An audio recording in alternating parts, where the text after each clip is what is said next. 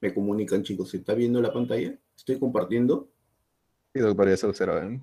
Ya puede Mm, iniciar, ya estamos en regular cantidad. ya, entonces vamos a iniciar, ¿sí? Entonces, como le decía, bueno, con todos tengan buenos días, chicos. El tema de hoy es ruptura prematura de membranas, ¿sí? Entonces, para empezar, quiero eh, hacer un preámbulo primero con una paciente.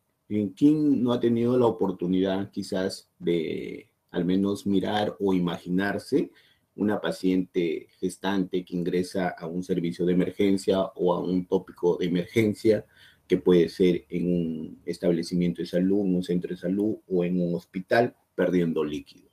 ¿Sí? Entonces, eh, esta patología, esta entidad patológica, más que todo es similar a la preeclampsia, porque así como hay un buen número de pacientes preeclánticos, también hay un buen número de pacientes que vienen perdiendo líquido, inclusive pues pacientes que a veces hay algunas que no les toman tanta importancia, pues vienen después de 2, 3 días a la emergencia o al tópico de emergencia en un hospital.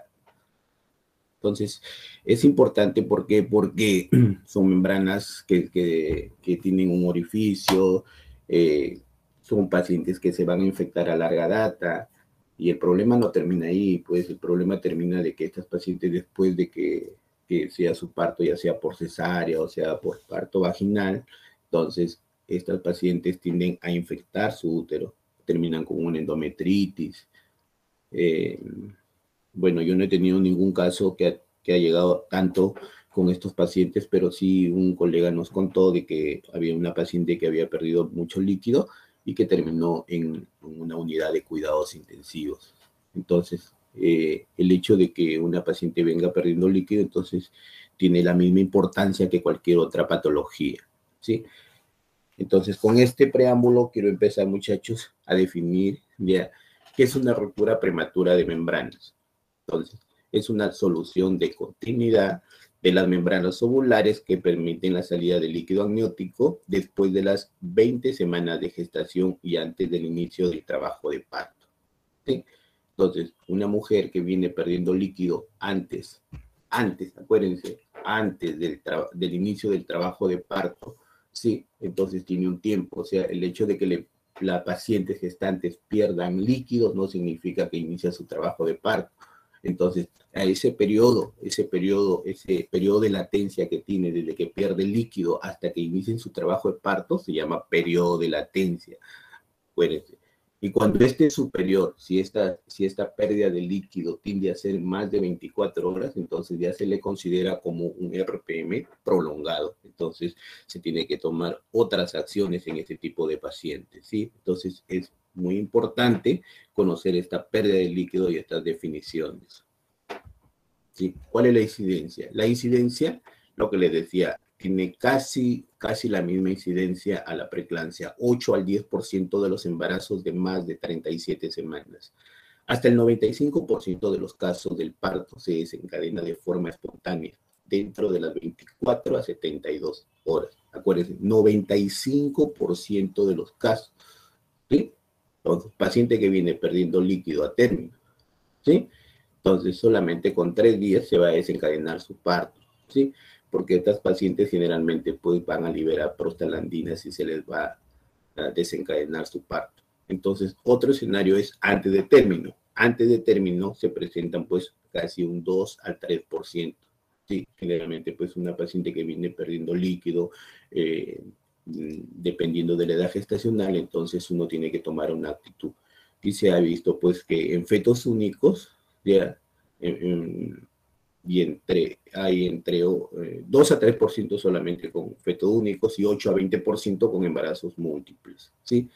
Acuérdense que es causante del 20 al 40% de los partos pretérminos y pueden estar asociados generalmente pues, a un 20% de muertes perinatales, ¿sí?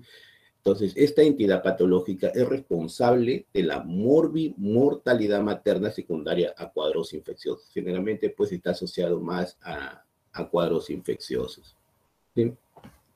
Entonces, en esta lámina se puede ver, pues, ahí la configuración o la estructura de las membranas amnióticas.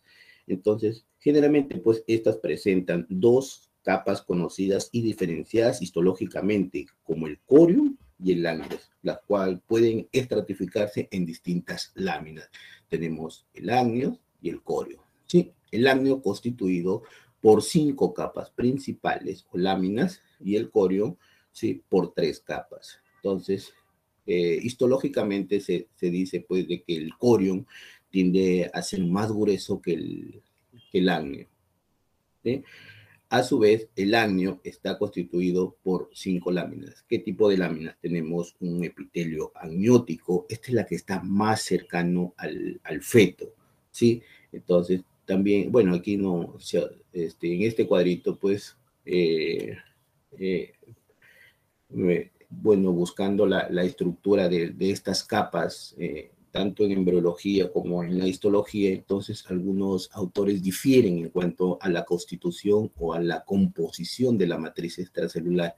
Sí, ustedes quizás van a encontrar que este epitelio amniótico también está constituido por colágenos. Bueno, en esta lámina no está, pero quizás lo van a encontrar que tiene dos tipos de colágeno, el colágeno tipo 3 y el tipo 4, dos tipos de colágeno, ¿sí?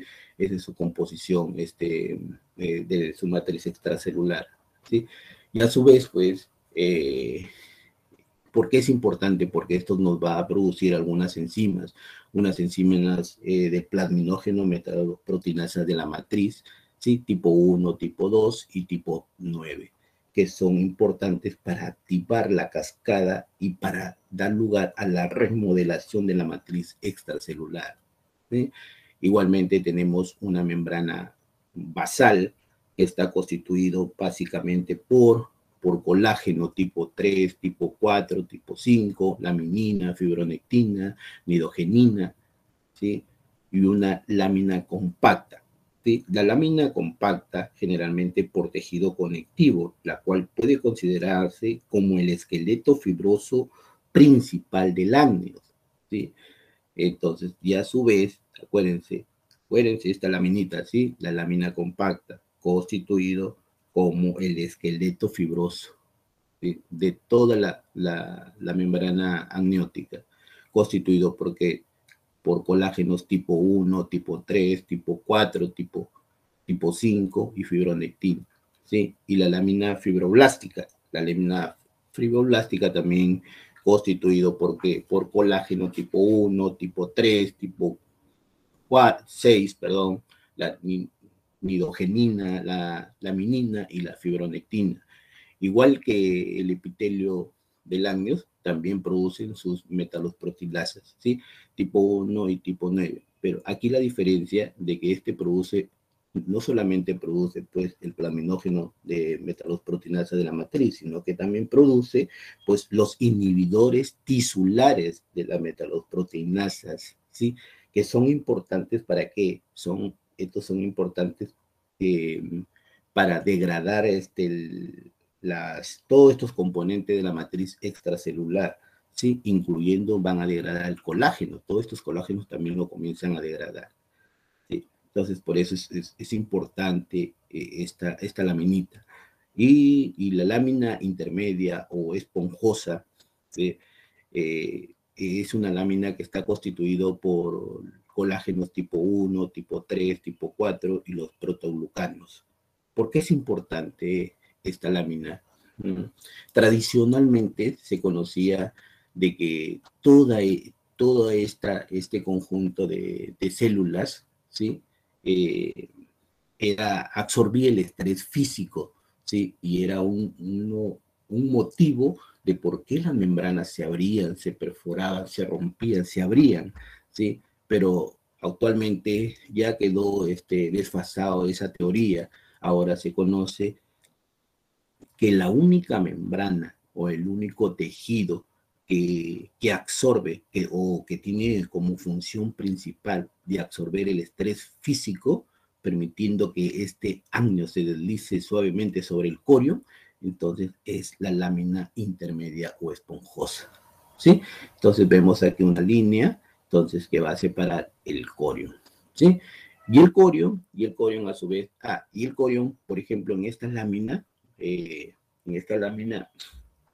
constituido por tres capas. Quizás van a tener la oportunidad de encontrar otras imágenes de que algunos autores consideran 4, algunos otros autores lo consideran con 5 láminas, ¿sí? Y, y bueno, yo considero esta lámina porque generalmente pues los americanos y los europeos trabajan con esta lámina, pero no se vayan a asustar cuando vean ustedes una lámina con cuatro o cinco distribuciones de estas células. Entonces, más que todo, este es un alcance para más o menos tener la idea cómo funcionan las membranas amnióticas y el corio, ¿sí? Entonces, igual constituido también por colágenos tipo 1, 3, 4, 5, 6 y protoglucanos, ¿sí?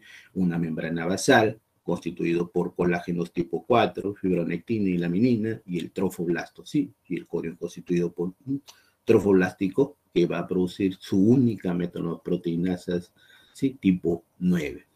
Entonces, todas estas láminas, ¿por qué es importante? Entonces, ¿por qué? Porque estas, así como están constituidos por colágenos, también van a producir sus metalosproteinasas. Entonces, ese es como decir, un sistema de enzimas proteolíticas que van a dar lugar finalmente, pues, activación, la cascada del paraminógeno de la metalosproteinasa de la matriz, con el único objetivo o con el objetivo principal de la remodelación de la matriz extracelular durante el embarazo y el trabajo de parto, ¿sí? A diferencia, pues, de los inhibidores tisulares de las metalosproteilasas, ¿sí? Que estas son encargadas generalmente o son capaces de degradar el colágeno y toda la matriz extracelular, ¿no? ¿Sí? Entonces, por eso es importante, por eso que se debe de estudiar y conocer, pues, cuando se habla de esta entidad patológica. ¿Sí? ¿Cuál es el proceso fisiopatológico, entonces? Entonces, el proceso fisiopatológico del RPM es multifactorial, ¿sí? Generalmente se da en diferentes escenarios, ¿sí? Entonces, en el escenario de un RPM a término, generalmente se debe, pues, a un debilitamiento de las membranas, de la que ya hemos visto, ¿sí? Debido a la fuerza de cizallamiento ocasionado por las contracciones uterinas. Sí, y si es un pretérmino, más que todo es infeccioso y más frecuente entre 30 a 60%.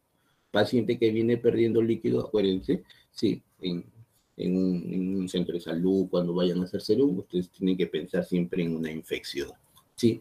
La invasión generalmente tiende a ser bacteriana en el espacio corodecidual que estimula la decidua y las membranas fetales que producen la citoquina, ¿sí? Los procesos inflamatorios. ¿Sí?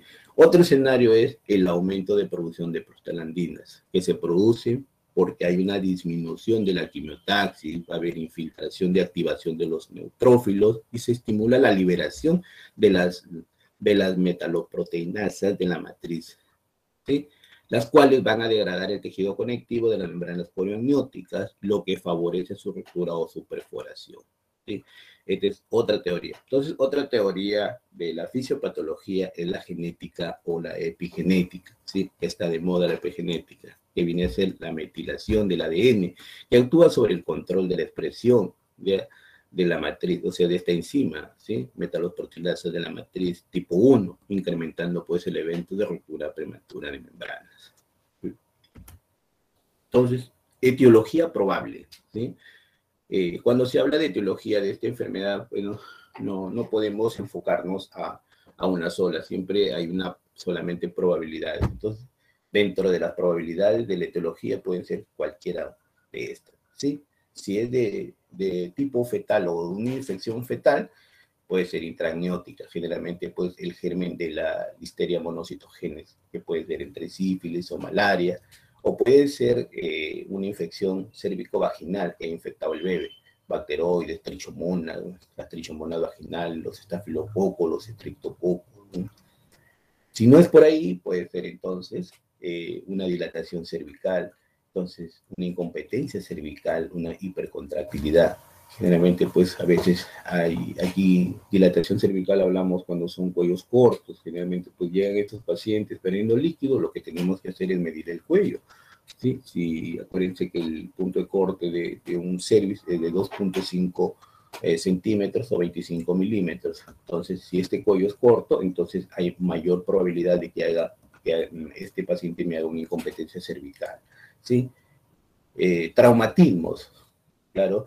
Entonces, los tactos vaginales consecutivos, por ejemplo, una paciente que está perdiendo líquido, pues no le puedo estar examinando cada hora, cada 5 horas, cada 3 horas. Entonces, siempre hay que tener en cuenta que está perdiendo líquido.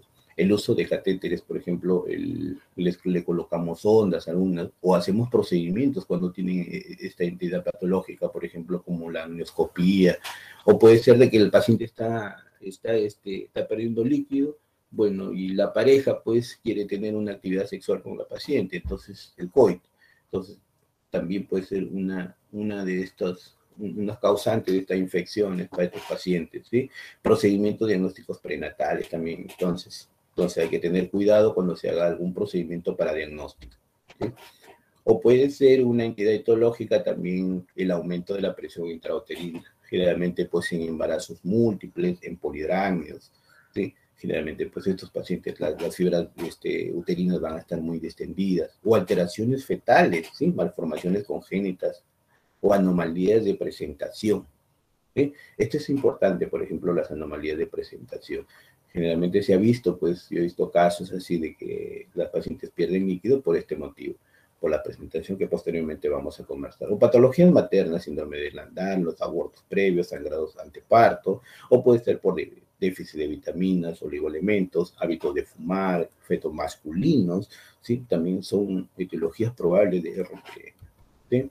Entonces, en esta imagen, sí, vemos de que las infecciones pueden ser una infección ascendente, ¿sí? Por el canal vaginal, me puede contaminar el líquido, una coronitis, ¿sí?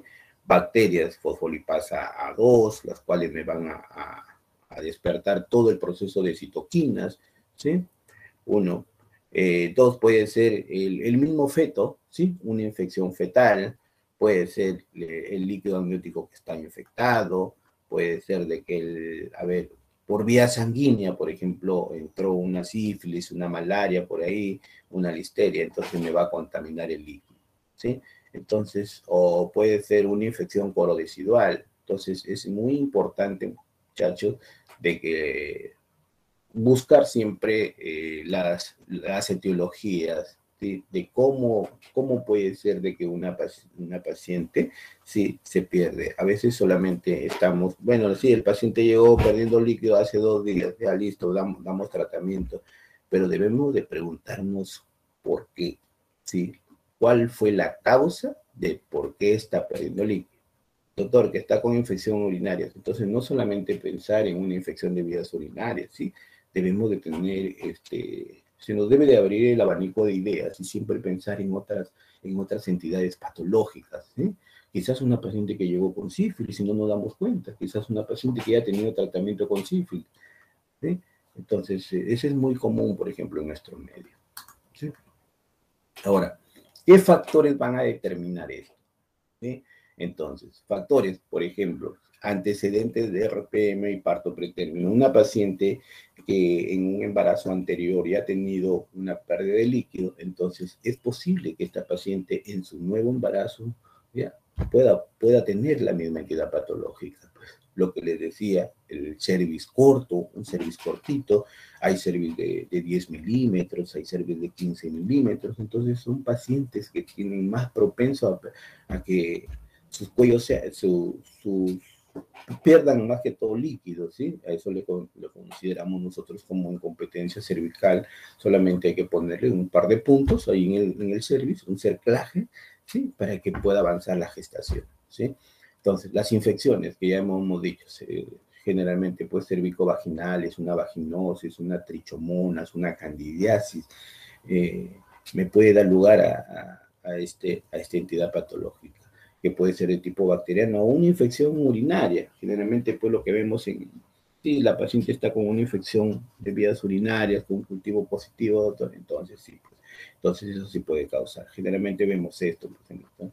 Pero no solamente pensar en una infección, también puede ser un sangrado anteparto, ¿sí? Una paciente que viene con un DPP, quizás una paciente que tiene una inserción baja de placenta, también me puede dar lugar a esto.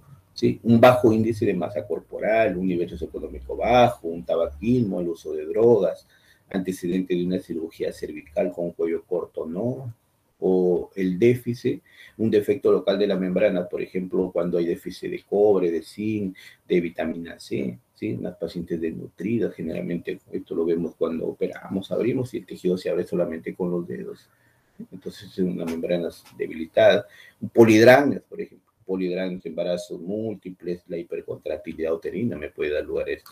Un feto, este es de posición, miren muchachos. Factores determinantes, pregunta de examen. Sí, un feto podálico te puede dar pérdida de líquido, verdadero. Sí, un feto transverso también. Por eso de que en la conducta de una paciente que pierde líquido, siempre tenemos que ver la posición, cómo está llegando ese bebé.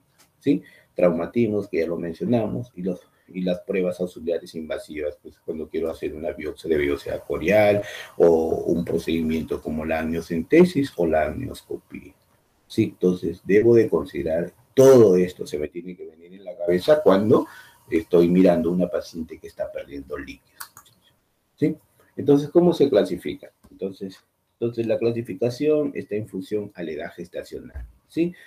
Los atérminos, los que están por encima de 37 semanas, y los pretérminos, entonces, en tres categorías, ¿sí? 34 a 36 semanas, ¿sí? 24 a 33.6 días, o 33 semanas, 6 días, ¿sí? Y antes de las 24 semanas. Entonces, debemos de considerar también aquellos pacientes con RPM sin signo de infección intramniótica y con signo de infección intramniótica, independientemente de la edad gestacional que tengan. ¿Sí? Listo. Entonces, ¿cómo vamos a hacer el diagnóstico? Ya tenemos todos los factores que predisponer a esta entidad patológica, ¿sí? Conocemos la estructura histológicamente, ¿ya? Ahora, el diagnóstico. El diagnóstico básicamente es por anamnesis. Acuérdense, un 90% es por anamnesis, ¿sí? Listo. Entonces, doctor, ¿lo puedo por el examen físico? Claro, por el examen físico también se puede hacer, ¿sí? Entonces, ¿qué voy a mirar? Por ejemplo, la altura uterina está disminuida, entonces esto me hace pensar un oligohidramio, doctor, que es una paciente que tiene 37, 38 semanas y tiene una altura uterina pequeña. O puede ser de que la paciente tenga 30 semanas y tiene una altura uterina de 25, entonces nos llamaría la atención, ¿sí? Entonces, en el examen físico, generalmente, pues la altura uterina no coincide con la edad gestacional, ¿sí? Otro punto importante conocer es la ausencia del peloteo fetal. Entonces, es fácil pelotear a un feto dentro del abdomen, pero cuando no se puede pelotear, entonces es porque hay poco líquido amniótico, no tiene capacidad para poder moverlo. Entonces, la palpación más superficial del feto, entonces va a haber aumento de los tonos fetales generalmente, ¿sí? Entonces, ¿qué es lo que tengo que hacer? Dentro del examen físico tengo la especuloscopía. Coloco a la paciente en posición ginecológica, ¿sí? Me pongo cómodo, tengo que tener una buena luz y pongo mi espéculo. El espéculo puede ser un espéculo de metal, de acero, el que tenemos, ¿sí? En una emergencia, o puede ser también un espéculo descartable, ¿sí? Que viene en bolsitas, que son estériles también. Entonces, podemos mirar después la pérdida del líquido amniótico a través de este examen, ¿sí?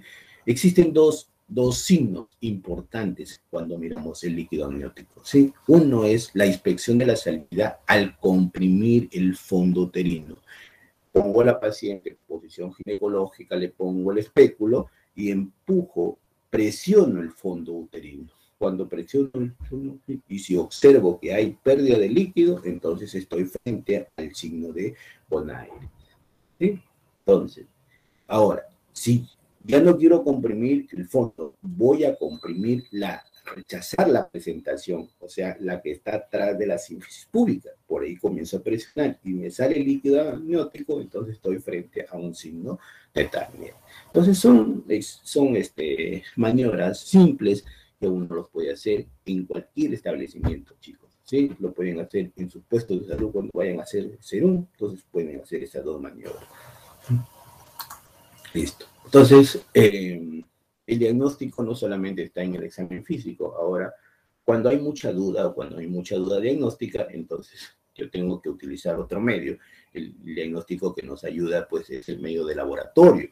Entonces, existen unas tiritas como ven aquí, el test de la nitracina o el papel de nitracina, que a veces quizás ustedes lo hayan utilizado en sus prácticas anteriores de pH. Entonces, para utilizar este papel, primero uno tiene que conocer, ¿sí? Uno tiene que conocer cuál es el pH vaginal normal de la vagina.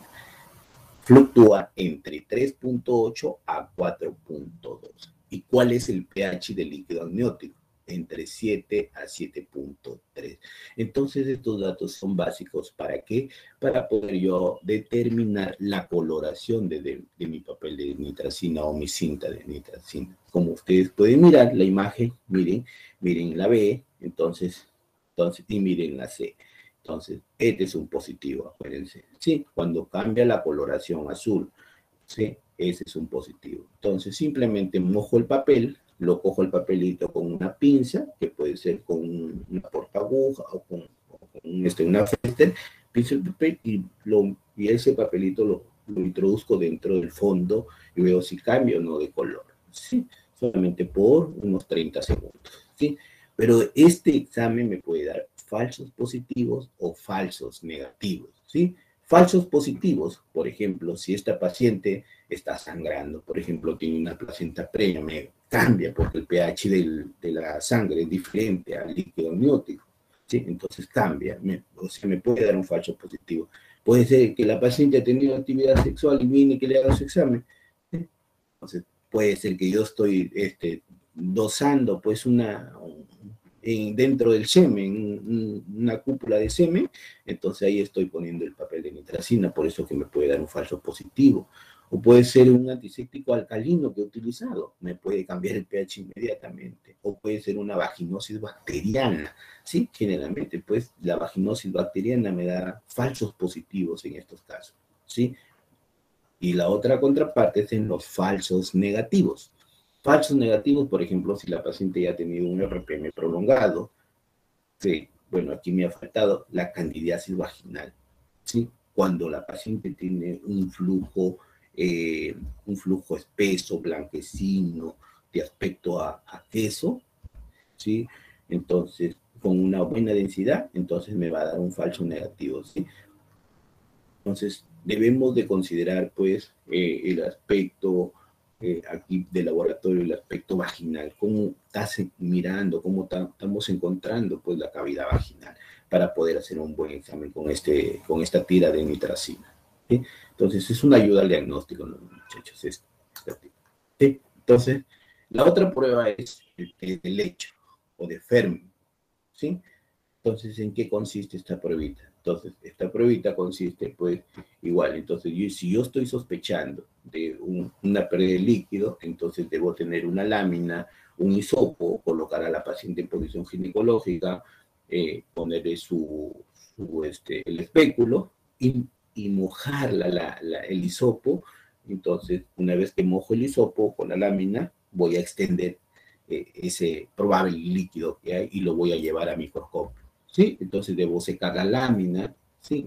Una vez que yo lo seque la lámina, lo voy a poner al microscopio en 2040, voy a observar, entonces, ¿qué voy a observar? ¿Sí? Entonces voy a observar una sal. Entonces, la sal cuando se precipita del líquido amniótico, entonces vamos a encontrar estas imágenes, ¿sí? Estas imágenes que parecen la arborización. Algunos lo conocen también como arborización o los arbolitos que se ven ahí, ¿sí? De flema.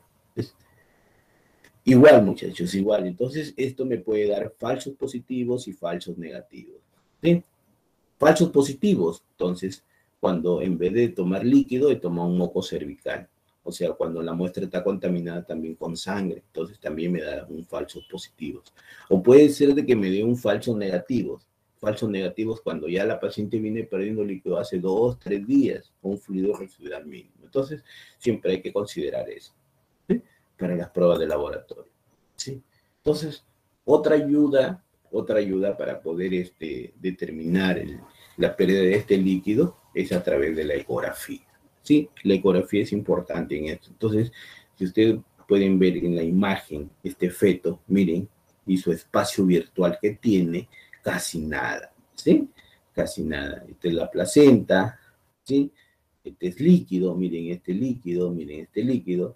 Se dan cuenta que aquí el tórax está pegado con la placenta, la misma carita del bebito está pegada con la placenta. Entonces no hay un espacio virtual donde este niño pueda crecer bien. Entonces es otra forma también de poder observar que esta paciente no tiene líquido. Entonces hacemos un diagnóstico de un oligohidramnios, entonces está más cercano pues a una pérdida de líquido.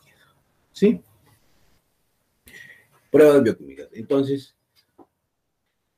las pruebas bioquímicas, sí, generalmente pues ya salieron del mercado porque no tuvieron un margen más de ganancia. Generalmente pues los laboratorios trabajan en base a costos.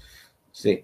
Entonces, ¿cuál era el objetivo de estas pruebas bioquímicas? Que quizás aquí en Chiclayo no hay, sí, pero si ustedes se van a Lima, sí, al frente de las farmacias de Loaiza, de Maternidad de Lima, de San Bartolomé, sí, van a encontrar unos H que son baratos, cuestan 8 soles, 10 soles. Entonces, allá la gente, por ejemplo, en Lima son más modernos, ¿sí? Está perdiendo líquido, ya, ¿qué especulo? No, vaya a comprar esta señora su sachet. Entonces, ¿qué es lo que ellos van a dosar? Generalmente, pues, concentración de proteínas en líquido amniótico, ¿sí? Entonces, una de las pruebas bioquímicas es la proteína 1 ligado al factor de crecimiento insulina, ¿sí? Que esta proteína se sintetiza, se fabrica en el hígado fetal y en la decidua, ¿sí? Comercialmente se puede encontrar como el test de PRON o pueden ser como el aminoquén. ¿Cuánto cuesta, doctor? Cuesta 8 soles, ¿sí? Tiene una sensibilidad del 74 al 100% y una especificidad del 77 al 98.2%, ¿sí? También tenemos otro tipo de proteína, que es la microglobulina tipo 1 placentaria, ¿sí?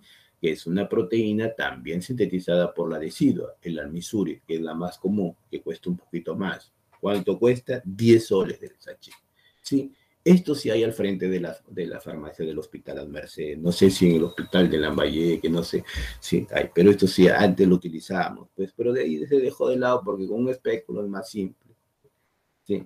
Es más simple mirar, pero tiene una sensibilidad del 99%, por si acaso, 99% y una especificidad de 87 al 100%.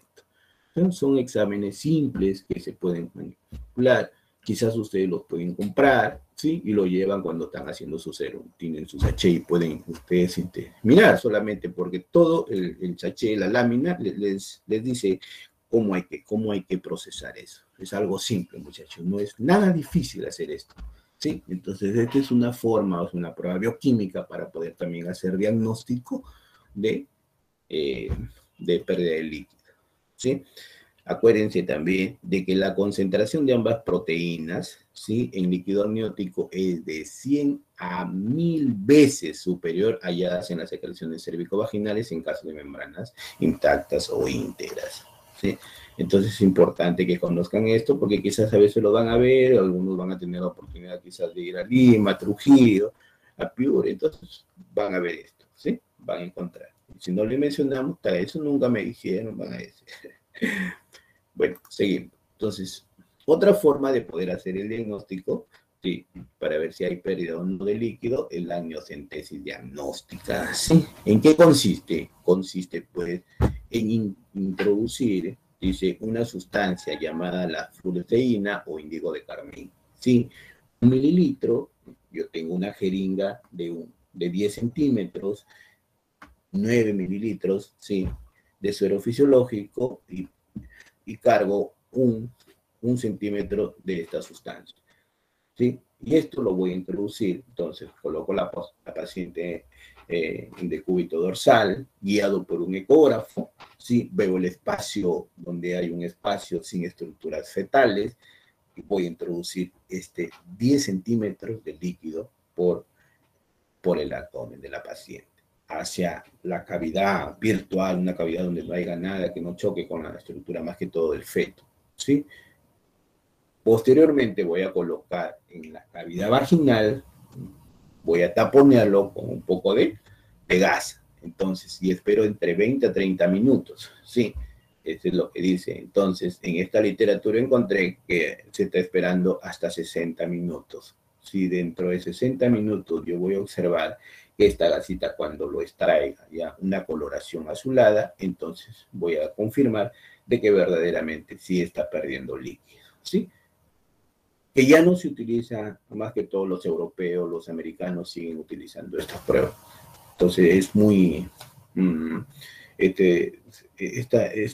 estos exámenes generalmente pues me pueden dar también falsos positivos, ojo, ¿sí? Y lo peor que puedo infectar pues la cavidad amniótica, ¿sí? Si no tengo una buena asepsia para hacer este procedimiento, ¿sí? Y además tengo que tener un ecógrafo, entonces es un poco más tedioso para hacer este examen, esta neocentesis. Sí, ahora, ¿cuáles son los factores de riesgo de la ruptura prematura de membranas? Tenemos dos escenarios, factores maternos y factores úteroplacentarios, ¿sí?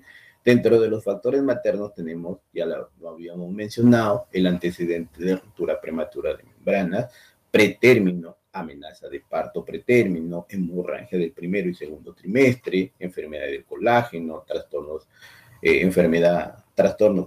un trauma abdominal directo, un tabaquismo, drogas, anemia, déficits nutricionales, también lo hemos mencionado, vitamina C, la déficit de vitamina C, cobre, tratamientos crónicos con corticoides, un índice de masa corporal bajo, una clase social baja. Y dentro de los factores úteros placentarios tenemos a las anomalías uterinas, generalmente pues pacientes con úteros tabicados, ¿sí? Abrupto placentado, un DPP, una incompetencia ismocervical, sobredistensión, también lo hemos mencionado, polidragno, gestación múltiple, infecciones intramnióticas, ¿sí? Que viene de la coriamnionitis, ¿sí? ¿Cuáles son las principales complicaciones maternas fetales, entonces, asociadas al RPM, inmediatamente después que se ha hecho el diagnóstico, ¿sí?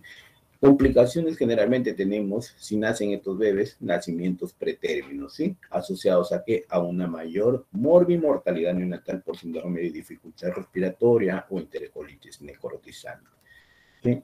Siempre hay que tener cuidado de esos muchachos cuando una paciente es pretérmino, ¿sí? Una infección intramniótica, la corionitis, que está asociada a una sepsis neonatal, una hemorragia anteparto por un desprendimiento prematuro de placenta, casi un 15% se ha visto en casos, ¿sí? Deformidades fetales, la tetrada de Potter, por ejemplo, anomalías, ¿sí? Con sus anomalías faciales, deformidad de pies y manos, la hipoplasia pulmonar, la misma hipoplasia pulmonar, una complicación de esto que nos puede dar por comprensión mecánica, inhibición de los movimientos respiratorios, un oligohidramio, o complicaciones funiculares del mismo cordón, una producidencia o una comprensión de cordón.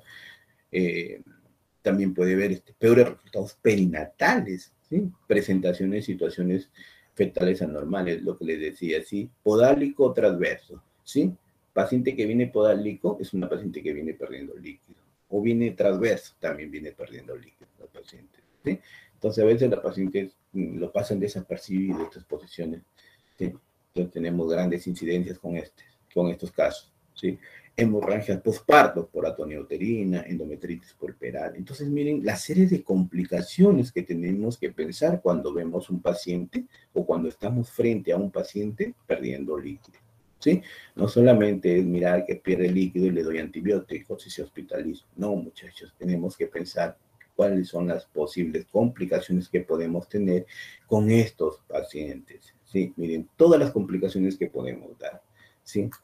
¿Qué más? Entonces, una vez haber hecho mi diagnóstico, tener todos mis factores de riesgos, entonces debo hacer un diagnóstico diferencial, ¿sí? Porque a veces quizás un flujo vaginal y lo estoy tomando como no, está perdiendo líquido. El paciente viene, no, doctor, estoy perdiendo líquido, pero simplemente le pones un espéculo y vas a mirar de que verdaderamente pues está perdiendo un flujo vaginal, pues fisiológico, que es blanquecino, sin olor, claro, en unas mujeres es abundante, en otras es poco. Entonces a veces uno se confunde con eso, entonces el paciente lo toma como si estuviera perdiendo líquido. Sí, el mismo estrógeno hace que aumente el fluido vaginal. Sí, la transpiración, o puede ser un tapón mucoso, no, doctora, me viene líquido, y que pues se examina a la paciente si es un tapón mucoso, o puede ser una incontinencia urinaria también de la paciente. ¿Sí? Entonces, con estas entidades tenemos que hacer el diagnóstico diferencial, chicos. ¿Sí? Tener siempre en cuenta esto. ¿Sí? Ahora, el tratamiento. ¿Sí? El tratamiento, básicamente, ¿sí? Entonces, eh, según el Colegio Americano de Ginecólogos Obstetras, ¿sí? Lo hace en base a que algunas preguntas que plantean, en qué consiste el manejo inicial una vez confirmada el RPM. Entonces yo veo la paciente, ya confirmé, tengo el diagnóstico preciso, sí, verdaderamente es líquido amniótico que está perdiendo la paciente, entonces ante esa situación, entonces yo tengo que tener algunas medidas generales, ¿sí? Cuando ya se confirma ya el diagnóstico, que es una paciente que está perdiendo líquido, que nos dice la CO nos dice de que tenemos que tener en cuenta primero la edad gestacional del paciente, porque es diferente tratar a una paciente que tiene menos de 24 semanas que una paciente que tenga 28 semanas y otra que tenga 37 semanas, ¿sí? Entonces siempre hay que tener en cuenta la edad gestacional, la posición fetal, lo que les venía diciendo. La posición fetal es muy importante aquí, aquellos pacientes que vienen con un feto podálico, aquellos pacientes que llegan con un feto transverso, aquellos pacientes que llegan con un feto oblicuo que no se cambia, ¿sí? Determinar también el bienestar fetal de este bebito. Pacientes que vienen perdiendo líquidos, a veces vienen con una taquicardia fetal, pacientes que están infectados, ¿sí?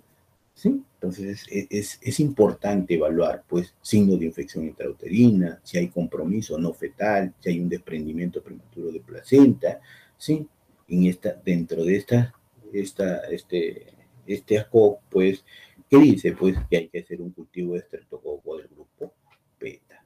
¿Sí? Bueno, esas son sus medidas generales que tiene que tener en cuenta en todo paciente que ya se ha confirmado la pérdida de líquido. ¿Sí? Que todo esto lo hacemos menos el cultivo, ¿sí? Y no hacemos el cultivo por la necesidad, ¿sí? Por la necesidad de costos, quizás por el manejo administrativo, quizás por las malas políticas de salud que tenemos en todo el Perú. Pero si nos vamos a Exsalud, en Exsalud sí lo hacen, muchachos. Si ustedes ven, pero hospitales grandes, hospitales pequeños, no. Les hablo pues de la Almenara. El Almenara, por ejemplo, tienen un protocolo ellos de que paciente que viene perdiendo líquido, hasta que ellos aplican todo esto, ¿sí? Su cultivo para estreptococos, ¿sí? A diferencia de que pues acá todavía estamos en pañal y no hacemos, pero es importante ustedes que conozcan esto, ¿sí? Entonces, ¿qué nos dice la COP? ¿Qué nos dice? Entonces, en un metaanálisis de 23 ensayos controlados aleatorizados con un estudio de 8.615 mujeres gestantes. Miren la cantidad de población que utilizan para que hagan sus estudios. Entonces, ellos observaron, sí, que hicieron su estudio entre la inducción del parto versus conducta expectante. ¿Qué significa? Entonces, yo tengo dos escenarios. Tengo a un grupo de pacientes dentro de estos 8.000, sí, a este grupo lo voy a inducir y a este grupo no voy a inducirlo, solamente voy a observar. Esa es la conducta expectante. Entonces, ¿qué pudieron observar? Observaron que induciendo el parto había una menor tasa de corinonitis, endometritis, ingreso a UCI neonatal, acortamiento del trabajo de parto, sin aumentar la tasa del parto por cesárea. ¿Sí? Miren sus estudios. ¿Qué más hicieron? Entonces, ahora compararon también la inducción, o sea, prostaglandinas versus oxitocina. ¿Sí? Entonces, se puede inducir con prostaglandinas, ¿sí? Vaginal. Entonces, ¿qué encontraron? Que las prostaglandinas es igual de eficaz que la oxitocina. La diferencia es que esta se asocia más a tasas más altas de coriomielitis, claro, pues porque la oxitocina lo pones endovenoso y la vas contabilizando de 2 en 2 cada 20 minutos, ¿sí? A diferencia de las prostaglandinas que te tienes que poner un guante, vas a meter la mano, vas a introducir, vas a llevar todas las bacterias de la flora vaginal hacia la cavidad amniótica, hacia la cavidad del útero. Entonces había mayor probabilidad de que hagas una coriamnionitis, ¿sí? Pero la eficacia es igual, ¿sí? Entonces, la infección también es motivo de preocupación con los métodos mecánicos de maduración. Entonces, dentro de ese estudio también utilizaron el balón Foley, ¿ya? Versus oxitocina. ¿Qué significa? Una sonda Foley. Por ejemplo, el balón le llaman en Estados Unidos. Aquí nosotros le llamamos simplemente una sonda Foley. Sí, entonces, antiguamente pues se utilizaba para inducir a una paciente, le coloco en el cuello, sí, el, la sondita, pongo un poco de líquido y lo dejo ahí. Entonces, solamente por una acción mecánica. Entonces, ¿qué hace el cuello? El cuello comienza a liberar prostaglandinas y comienza a dilatarse, ¿sí? Porque quiero terminar la gestación. Entonces, esa era una forma de inducir a una gestante, ¿sí? A diferencia, pues, de que la oxitocina. Entonces, ¿qué encontraron ellos? Encontraron que había mayor exposición de infección con este balón de Foley. Casi un 8% de infección ya en comparación con oxitocina que no encontrara una infección, ¿sí? Entonces, la oxitocina, el misoprostol siguen siendo todavía, sí, medicamentos muy potenciales para hacer estos estudios, para hacer inducción del parto, ¿sí? En caso de que haya pérdida de líquidos y en caso de que se debe terminar la gestación, ¿sí? Entonces, esos fueron estos metaanálisis. Entonces, bajo esos criterios, entonces, se sacan los tratamientos, ¿sí? ¿Qué más? ¿Qué estudios más hicieron? Entonces, miren, en el manejo expectante, ¿sí? En el manejo expectante ellos encontraron que el 80 al 95% de los pacientes evolucionaban a un trabajo de parto espontáneamente dentro de las 12 a 24 horas, siempre y cuando pues estas pacientes no presentaban ningún criterio clínicos, tanto de infección como materno como fetal, ¿sí? Entonces las pacientes no tenían criterios de infección, ya no había nada, todo estaba bien, entonces ellos esperaban dentro de las 12 a 24 horas y se daba espontáneamente. Esa es la conducta expectante, ¿sí? Otro grupo de pacientes de estos ensayos, entonces encontraron el grupo de pacientes que tenían cultivo positivo para el estreptococo del grupo beta, ¿sí? Entonces, ¿qué hacían? Se les administraba antibióticos, ¿sí? Ellos dicen que no se debe tardar mientras se espera el parto. Entonces, se indica la inducción inmediata en lugar del tratamiento expectante, ¿sí? Entonces, yo estoy sospechando que es un cultivo positivo y hay que inducir. Este paciente debe terminar esa gestación. Sí o sí, hay que sacarlo, ¿sí? Entonces, ¿qué más tenemos? Durante la inducción del parto con oxitocina debe permitirse un periodo claro. Entonces, a todas las pacientes que las voy a inducir con oxitocina, mínimo yo tengo que tenerlas con oxitocina entre 12 a 18 horas. Este fue su trabajo. ¿Para qué? Para que la fase latente del parto progrese, ¿sí? Para que no me dé un falso diagnóstico. Entonces, una fase latente prolongada, ¿sí? Entonces, más que todo por eso, entonces se debe permitir el tiempo para poder inducir estos tipos de pacientes. ¿Sí? Otras preguntas que ellos hacen, dice, entonces, ¿cuándo voy a sugerir el parto pretérmino? ¿Sí? En presencia de RPM. ¿Sí? Entonces, dentro de esos estudios, ellos encontraron, pues, las pruebas fetales. Entonces, aquí yo le voy a terminar la gestación en otras palabras. Entonces, si son pretérminos, entonces si me llega una paciente de, vamos a suponer, de 32 semanas, entonces lo que yo tengo que ver primero cómo está el bebé. Acuérdense que dentro de las medidas generales es la evaluación perinatal, neonatal. Entonces, pruebas fetales anormales, por ejemplo, una infección clínica intraamniótica, un desprendimiento prematuro de placenta, significativo, que son indicaciones claras para el parto, ¿sí? Termina la gestación. Por lo demás, la edad gestacional es un factor primordial a la hora de considerar el parto frente a la conducta expectante, ¿sí? Entonces, es muy importante tener en cuenta esto, muchachos, ¿sí? Otro metaanálisis que hacen en 12 ensayos controlados aleatorizados. Aquí ya utilizaron 3.600 gestantes, ¿sí? Mujeres gestantes. ¿Qué concluyeron en este estudio? Que habían pruebas para orientar la práctica clínica hacia el manejo expectante. Ellos que decían, ¿sí? De que simplemente dejando a estos pacientes que evolucionen espontáneamente, van a tener mejores expectativas, van a tener un mejor beneficio para ellas mismas. ¿Sí? Esto es lo que nos dice este ensayo. Aunque no hubo diferencias en cuanto a la asexia neonatal entre mujeres que dieron a luz inmediatamente en comparación a las que fueron tratadas de forma expectante. Entonces, el parto inmediato presentaba mayores eventos de dificultad respiratoria. El parto inmediato significa de que acá las pacientes fueron operadas.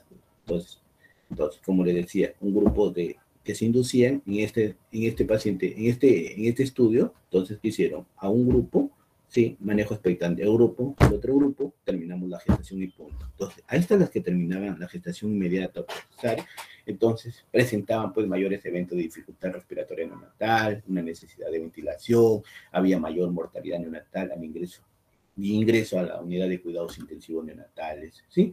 Entonces eran pacientes con mayor dificultad. Tenían sus puntos de corte que entre las 34 y 36 semanas, 6 días o 6 séptimos, ¿sí?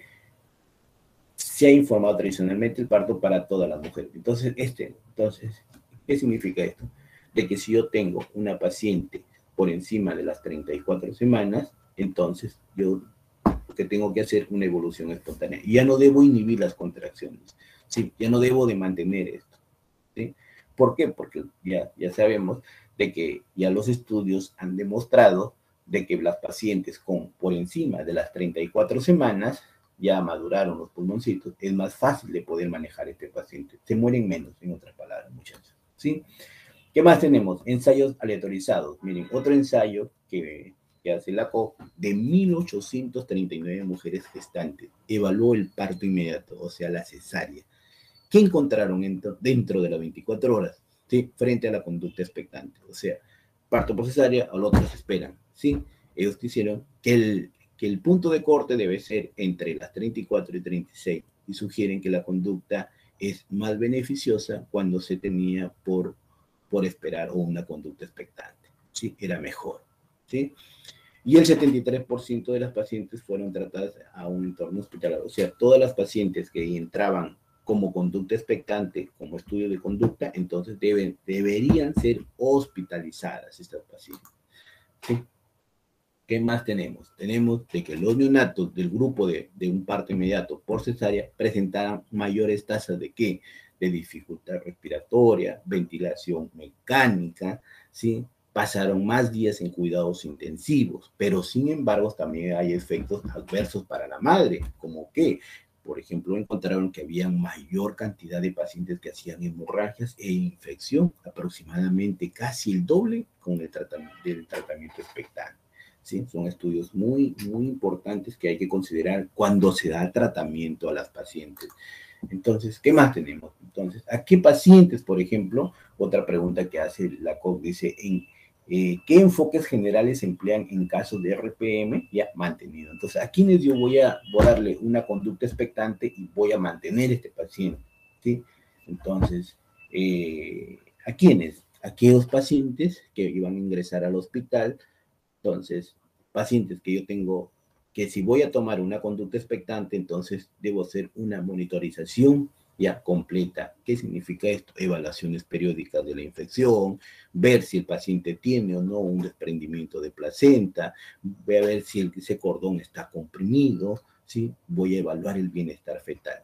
Pero no existe un consenso sobre la frecuencia, o sea, cada qué tiempo le voy a hacer la evaluación, ¿sí? Cada qué tiempo voy a ver una ecografía, cada qué tiempo le voy a hacer un hemograma, quizás un BCG o una proteína C reactiva. Entonces, no existe un consenso sobre eso. Entonces, esto está en función a qué, a la institución donde uno trabaja, ¿sí? Si tienes una buena institución, un nivel 2.2 o un nivel 2.3, entonces, o un instituto, por ejemplo, como Maternidad de Lima, entonces te va a dar lugar, pues, a monitorizar mejor al paciente, ¿sí? Salvo que haya una infección, pues como el aumento de temperatura que indica una infección intrauterina que se debe terminar la gestación. Sí, esa es una conducta expectante que tenemos que tener. Sí, Hacer un diagnóstico precoz de una infección intraamniótica en el embarazo prematuro solicita que un alto índice de sospecha en los primeros signos y síntomas que pueden ser útiles. Por ejemplo, en ausencia de fiebre, de otros criterios clínicos como la sensibilidad abdominal o fondo del útero y la taquicardia materno-fetal tienen una sensibilidad y especificidad variables para diagnosticar una infección. Entonces, la monitorización seriada de los leucocitos y otros marcadores de la inflamación no han demostrado ser útiles. Bueno, miren, no han demostrado ser útiles y es inespecífica cuando hay evidencia clínica, ¿sí? Entonces, definitivamente que un marcador de leucocitos aumentado no nos va a dar lugar pues a tomar una decisión fatal de que esta paciente está con infección, porque simplemente el estrés de solamente estar hospitalizada, de tenerla ahí, de mirar un montón de pacientes que gritan, otros salen, el movimiento, entonces los leucocitos se le va a aumentar, ¿sí? Especialmente pues cuando se administran o no corticoides. ¿Sí? ¿Qué más nos dice el ACO? Nos dice, ¿se debe administrar corticoides? Claro, en los pacientes con ruptura prematura de membranas antes del parto. Entonces, ¿qué han demostrado ellos? Han demostrado que el uso de corticoides prenatales después de una ruptura prematura se ha evaluado varios ensayos clínicos y han demostrado que disminuye la mortalidad neonatal, el síndrome de dificultad respiratoria, una hemorragia intraventricular y la enterocolitis necrotizante. O sea, sí es importante utilizar corticoides en un RPM o en un parto pretérmino. Entonces, los datos actuales sugieren que los corticoides prenatales no se asocian a un mayor evento de infección materno-neonatal, independientemente de la edad gestacional que se está tomando. Pero sí propone que el único ciclo de corticoides para mujeres embarazadas debe ser entre las 24 y 33 semanas 6 séptimos. Entonces, ese es los puntos de corte para la utilización del corticoide. Pero esto lo hacen bajo sus estudios, que ellos, todos sus ensayos. ¿Sí? Además, ellos también proponen, dicen, de que la administración de betametazoina en un prematuro tardío, cuando estoy encima de las 34 semanas a 36 semanas. Por lo general, en el hospital Las Mercedes, sí, ya no utilizamos esto. 34 semanas ya no le ponemos corticoides, pero algunas escuelas, cuando hay otros asistentes que son más antiguos, un poquito más tiempo de experiencia, entonces ellos todavía lo siguen utilizando. Inclusive la guía de la COC del 2000, bueno, esa es la guía de la COC que es publicada en el 2020, pero esta guía es presentada en el 2018, ¿sí? Pero ellos ven todos los artículos, modifican todo y se publica posteriormente, ¿sí? Y ellos confirman, pues dicen de que utilizando estos corticoides como la betametazoina de 34 a 36 semanas disminuye la morbilidad respiratoria en neonatos casi en un 22% de pacientes. ¿Ya? Y indican también un solo ciclo de corticoides, ¿ya? De 34 a 36 semanas. Sí, entonces, ¿qué más tenemos? Debe administrarse sulfato de magnesio para la neuroprotección fetal a las pacientes con ruptura prematura de membranas antes del parto. Lógicamente, pues, los ensayos controlados aleatorizados han demostrado que la administración del sulfato de magnesio se utiliza como neuroprotección fetal. ¿Sí? ¿Por qué? Porque nos va a disminuir un evento de parálisis cerebral en neonato, estudio demostrado por el ACO. ¿Sí?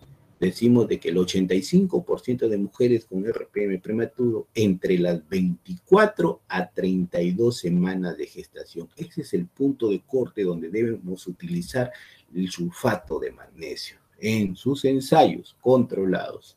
Entonces, bajo esos criterios, entonces sale pues el tratamiento, cuándo se debe utilizar, muchachos. ¿Sí? Debe administrarse antibióticos a las pacientes con ruptura prematura de membranas antes del parto, ¿sí? Se tiene que utilizar un antibiótico de amplio espectro, ¿sí? ¿Por qué? Porque estos antibióticos nos van a permitir disminuir las infecciones tanto maternas como neonatales, la morbilidad dependiente de la edad gestacional, acuérdense, ¿sí?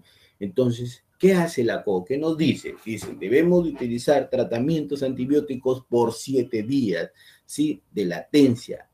Una combinación de ampicilina más eritromicina intravenoso, seguido de amoxicilina y eritromicina por vía oral durante un tratamiento expectante de las mujeres con RPM prematuros, ¿sí? Que tienen menos de 34 semanas de gestación. Y aquí te lo dice la dosis. Entonces, cuando se utiliza amoxicilina con eritromicina, la dosis debe ser 2 gramos cada 6 horas y la eritromicina de 250 miligramos cada 6 horas. ¿Seguido de qué? De amoxicilina más eritromicina. Entonces, la amoxicilina de 250 cada 8 horas y la eritromicina como base de 333 miligramos cada 8 horas. Entonces, en sus ensayos, ellos demostraron que tenían mejor eficaz con este tratamiento, ¿sí? Que actualmente se sigue utilizando en los diferentes protocolos, tanto del MINSA como del Exsalud en el Perú, ¿sí? Otros países también, como por ejemplo Argentina, Chile, Paraguay, Venezuela, utilizan el mismo esquema, ¿sí? Entonces está estandarizado esto, ¿sí? Pero ¿qué pasa en aquellas pacientes que en los establecimientos no tienen pues la eritromicina, que es el gold estándar para el RPM, entonces, ¿sí? O no lo toleran en algunos casos, entonces se debe utilizar una dosis de acitromicina, ¿sí? La amoxicilina con ácido clavulánico, pues, ¿no? Acuérdense que ese está asociado a un aumento de tasa de enterocolitis necrotizante, por eso que no es común utilizar amoxicilina con ácido clavulánico. Entonces, bajo esos criterios, todos esos ensayos, todos esos estudios que hace la COP, entonces sale nuestro esquema para el Perú. Entonces, el manejo. ¿Cómo voy a manejar a un paciente a término? ¿Sí? Entonces, lo primero que tenemos que ver es establecer el diagnóstico, si está o no perdiendo líquido, ¿sí? Evaluar el bienestar fetal, cómo está llegando este bebito, ¿sí? Determinar la posición fetal, si es podálico, si es cefálico, si es transverso, si es oblicuo. Es importante evaluar una evaluación materna, si hay o no dinámica uterina, si hay signos de infección, ¿sí? Si hay signos o cómo está la condición médica obstétrica para el parto, si va a ser un parto vaginal, si va a ser un parto por cesárea. Entonces, es importante el manejo en estas pacientes a término, ¿sí? Eso es algo general. ¿Qué nos dice Cochrane, por ejemplo, en sus revistas, en su base de datos del 2017? Entonces, así igual como hizo el Colegio Americano, Cochrane también hacen sus estudios. Y miren lo que ellos concluyeron, que solamente el manejo activo. Acuérdense, cuando hablamos de manejo activo es inducción del parto. ¿Qué se conseguía? Entonces, que disminuye los eventos con manejo activo. ¿Qué voy a disminuir?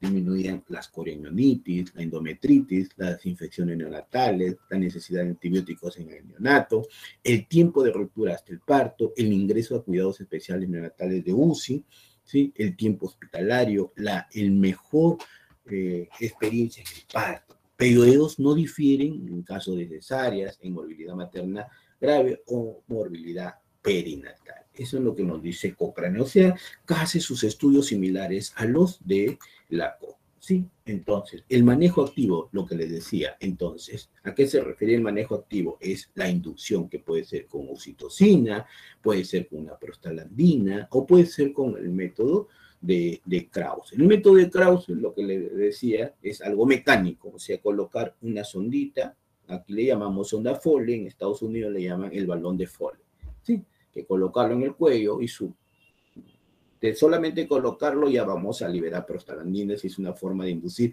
Así se hace en Estados Unidos, pero con mejor infraestructura, tanto hospitalaria como administrativa, pues que no lo podemos hacer aquí, ¿sí?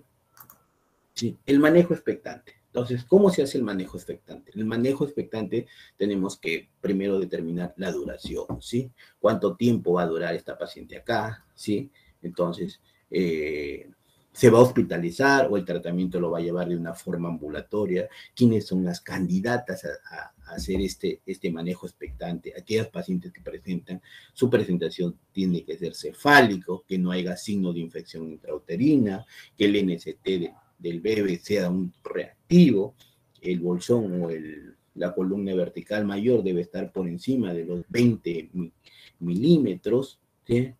Que viva cerca, pues a 20 minutos de esta paciente para poder comunicar, que haya facilidad en el monitoreo de las funciones vitales, ¿sí? El esquema de antibiótico que ya hemos considerado, miren cómo sale el esquema, entonces, bajo esos ensayos que ellos hacían, entonces sale nuestro esquema de antibióticos, que ya lo mencionamos, ¿sí? La amoxicilina, ya, más que todo la amoxicilina y la ampicilina, ¿para qué? Para el estreptococo del grupo beta, para bacilos gram negativos, para aerobios y algunos anaerobios. Y la citromicina, que se utilizaba una sola dosis, más que todo para los micoplasmas o clamidia trachomatis. ¿Sí? Entonces, ese es a término. Entonces, en un pretérmino, nuestros estudios, primero hay que tener consideraciones generales cuando se va a tratar a un prematurito. ¿Sí? Entonces, determinar primero la edad gestacional. ¿Sí? Si existe la presencia o ausencia de infección materna o fetal. Determinar, pues, la presentación del feto, la posición, lo que veníamos diciendo.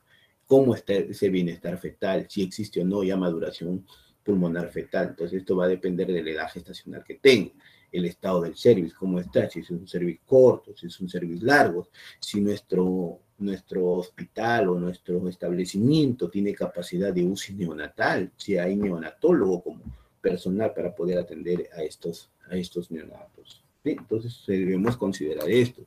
¿Sí? Debemos de determinar también los parámetros ya de infección intraamniótica, parámetros clínicos, si la paciente entró con fiebre o no, si hay taquicardia materna o fetal, si hay una hipertonía uterina, si la paciente ya entró con dinámica uterina o si hay flujo vaginal, parámetros de líquido amniótico, si sí son no cultivos, ¿sí? Acuérdense que las metalloproteinasas, miren cómo puedo evaluar esas enzimas, ¿sí? Esas enzimas que veníamos diciendo. ¿Sí? Entonces, es un cuadro donde nos puede dar una gran sensibilidad o especificidad de acuerdo al parámetro clínico que presenta la paciente. ¿Sí? La profilaxis antibiótica. Entonces, de solamente colocar una profilaxis antibiótica a un paciente que está perdiendo líquido, yo voy a aplazar el inicio del trabajo de parto. Beneficio tanto en la morbilidad materno como fetal. Voy a limitar una infección neonatal, voy a disminuir el proceso de una corenionitis, voy a cortar el uso del surfactante y exogenoterapia en los pacientes, ¿sí? Y la asociación, no dejemos de lado que en algunos casos, por ejemplo, utilizan pues algunos esquemas, por ejemplo, Chile y Argentina utilizan bastante la amoxicilina con ácido clavulánico. Tener en cuenta que este medicamento pues es común, lo podemos encontrar en un centro de salud, quizás ustedes algún día van a tener la oportunidad de utilizarlo porque no hay otra alternativa, pero siempre hay que considerar pues el aumento de la enterocolitis necrotizante que puede causar este antibiótico. ¿Sí? El esquema antibiótico, acuérdense, es por 10 días, la combinación que ya hemos venido diciendo, ¿sí? En casos infecciosos que debemos de utilizar ya una combinación con gentamicina de 240 cada 24 horas. Igual, si utilizo la clindamicina más gentamicina, igual, ¿sí? De 240 cada 24 horas. Entonces ya tengo que asociar, pues, aminoglucosis para cuando ya existe infección. ¿Sí? Los corticosteroides. Entonces, los corticosteroides, de acuerdo a los estudios de la COC, de acuerdo a los estudios de Cochrane, entonces el único ciclo que se debe dar es entre las 24 y 34 semanas. Son los puntos de corte. ¿Por qué? Porque esto me va a disminuir estos riesgos de síndrome de dificultad respiratoria, de una hemorragia intraventricular, de una enterocolitis necrotizante, de una muerte neonatal. Acuérdense de que no aumenta el riesgo de infección materna neonatal de solamente colocar corticoides, ¿sí? Pero sí nos va a disminuir la mortalidad neonatal global, la necesidad de admitir o una admisión en una unidad de cuidados intensivos, ¿sí? Claro, si yo le voy a colocar corticoides a un bebé, a una gestante que tiene 25, 28 semanas, entonces Entonces, este bebé tiene menor opción de ir a una unidad de cuidados intensivos, ¿sí? Dentro de las primeras 48 horas, ¿sí? Entonces, toda esta evidencia es de la COC 2017, muchachos, ¿sí? La infusión, que hemos dicho de que no está indicada en nuestro medio, no difiere entre la cesárea, no difiere entre el pH arterial de sangre del cordón, más bien incrementa la fiebre postparto, ¿sí? Porque voy a manipular, ¿sí? Y la inducción del trabajo de parto, ¿sí? Se sugiere oxitocina o misoprostol por vía oral a bajas dosis. Si es misoprostol a bajas dosis, ¿cuánto? 25 microgramos cada 4 horas o cada 6 horas. ¿Sí? La vigilancia continua de hiperestimulación uterina y el bienestar fetal para el bebé. Acuérdense, ¿sí? No se indica el uso de misoprostol por vía vaginal para la inducción del parto. No se debe utilizar, ¿sí? Se debe utilizar por vía oral, ¿sí? ¿Por qué? Porque la paciente está perdiendo el líquido, muchachos. Gracias, muchachos, por su atención. Si hubiera alguna pregunta.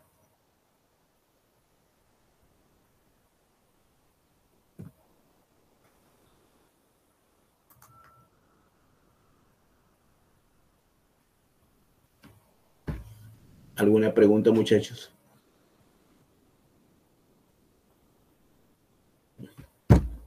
Doctor, una duda. Acá en nuestro medio sí se realiza el manejo expectante y por cuántas horas más o menos se mantiene eso antes de comenzar a inducir el parto.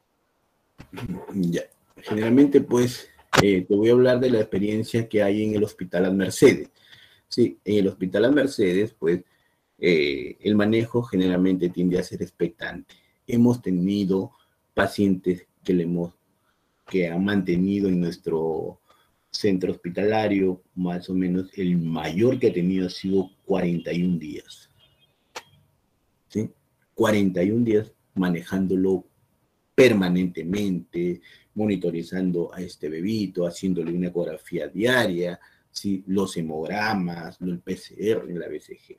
O sea, eso está en función a cómo viene hemodinámicamente la paciente, qué medios te puede ayudar en tu laboratorio. A veces la paciente, pues a veces, si bien es cierto, pues las Mercedes es un hospital que dependemos del Estado, entonces no hay exámenes, ¿sí? Entonces la paciente por su cuenta, ¿sí? Por su cuenta ellos hacen los exámenes afuera, pues, particularmente, ¿sí? Pero miren, tuvimos una gran experiencia con este paciente que la llevamos hasta las 33 semanas a esta pacientita y salió bien el bebito, ¿sí?